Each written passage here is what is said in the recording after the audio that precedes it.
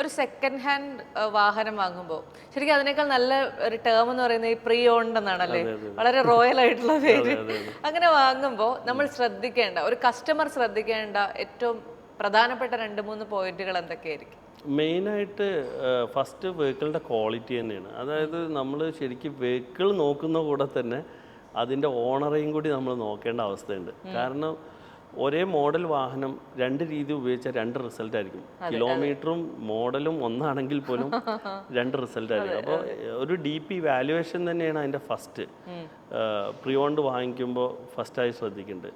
2, എൻ്റെ ഒരു അഭിപ്രായത്തിൽ എപ്പോഴും പ്രിയോണ്ട് ആണെങ്കിലും ന്യൂ കാർ ആണെങ്കിലും മാർക്കറ്റിൽ ആളുകൾ ആക്സെപ്റ്റ് ചെയ്ത മോഡലുകൾ നമ്മൾ വാങ്ങിക്കുകയാണെങ്കിൽ അത് നമുക്ക് റീസെയിൽ ചെയ്യുമ്പോൾ ഒന്നുകൂടി ബെസ്റ്റ് പ്രൈസ് കിട്ടും. ഇപ്പോൾ ന്യൂ കാറിൻ്റെ പറഞ്ഞാൽ ന്യൂ കാറിലൊക്കെ ഇപ്പോൾ ഞങ്ങളെ സംബന്ധിച്ചുള്ളൊരു പോസിറ്റീവ്, ഞങ്ങൾക്ക് ഈ വാഹനം വിൽക്കണമെന്ന് നിർബന്ധമില്ല ഒരിക്കലും.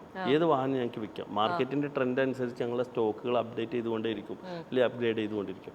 അതേസമയം ന്യൂ കാർ പറഞ്ഞപ്പോൾ മെഴ്സഡസിൻ്റെ ഡീലറാണ് ഞാനെങ്കിൽ മെഴ്സഡസ് ഉണ്ടാക്കുന്ന എല്ലാ പ്രോഡക്റ്റും എനിക്ക് വിൽക്കണം. ആദ്യം മെഴ്സഡസിൻ്റെ തന്നെ ചില പ്രോഡക്റ്റ് ഭയങ്കര സക്സസ് ആയിരിക്കും മാർക്കറ്റിൽ, ചില പ്രോഡക്റ്റ് ഫ്ലോപ്പ് ആയിട്ടുണ്ടാവും.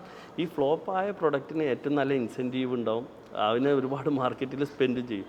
ഒരാളൊരു പ്രത്യേകിച്ച് തീരുമാനമൊന്നും ഇല്ലാതെ ചെന്നാൽ ഈ വാഹനം നിർബന്ധിതനാവും. പിന്നെ ഇദ്ദേഹം ഇത് 2 വർഷം കഴിഞ്ഞ് വിൽക്കാൻ സമയത്താണ് ഇതിൻ്റെ പ്രശ്നങ്ങൾ ചിന്ത ആലോചിക്കും. ഈ വണ്ടി ആർക്കും വേണ്ടാത്ത വണ്ടിയാണ്, ഇത് മാർക്കറ്റിൽ എൻ്റെ കയ്യിൽ തന്നെ ഉള്ളൂ. അപ്പോൾ അവർ പറയും ഇത് ഇന്ത്യയിൽ 1 ഉള്ളൂ, കേരളത്തിൽ 2 ഉള്ളൂ എന്നൊക്കെ പറയും. സത്യത്തിൽ കേരളത്തിൽ അത് വാങ്ങിക്കുന്ന 2 പേരെ ആയിട്ടുള്ളൂ, അതുകൊണ്ടാണ്. അപ്പോൾ നമ്മളെപ്പോഴും മാർക്കറ്റ് ട്രെൻഡ് പഠിച്ച് ഒരു പ്രിയോണ്ട് വാങ്ങിക്കുകയാണെങ്കിൽ, ന്യൂ കാർ ആണെങ്കിൽ നിർബന്ധമായിട്ട് അതേ വാങ്ങിക്കുള്ളൂ. പ്രിയോണ്ട് ആണെങ്കിലും ആ ട്രെൻഡിനനുസരിച്ച് പ്രൊഡക്റ്റുകൾ വാങ്ങിക്കുകയാണെങ്കിൽ നമുക്ക് വലിയൊരു പ്രയാസം ഉണ്ടാവില്ല.